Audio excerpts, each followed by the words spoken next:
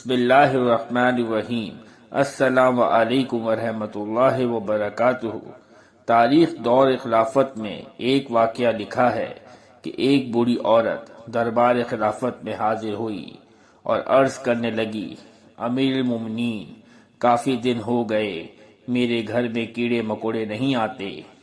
امیر المومنین نے کہا کہ آپ اپنا پتہ دیجئے، آپ کی شکایت ختم کر دی جائے گی۔ عورت کے جانے کے بعد دربار میں موجود تمام لوگوں کو تجسس کی نظروں سے امیر المومنین کو دیکھا اور کہا، امیر المومنین، یہ کیسی شکایت تھی اور اس کو کیسے دور کیا جائے گا؟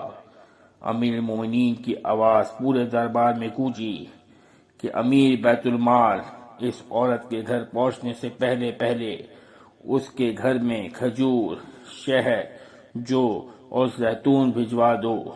پھر دربار سے مخاطب ہوئے کہ جس گھر میں اناج ہی نہ ہو اس گھر میں کیڑے مکوڑوں کا کیا کام؟ یہ باب کمال فہم و فراست کے مالک امیر المومنین حضرت عمر رضی اللہ تعالی عنہ تھے، اور یہ تربیت سید مصطفیٰ حضرت محمد صلی اللہ علیہ وآلہ وسلم کا نتیجہ ہے۔ جہاں ایک عورت کی سفید پوشی اور پردہ نشینی کو سلام پیش کرنے کو دل چاہتا ہے، وہاں خلیفہ وقت عمر رضی اللہ تعالی عنہ کی فہم و فراست بھی قابل تحسین ہے۔ سبحان اللہ، اللہ اکبر۔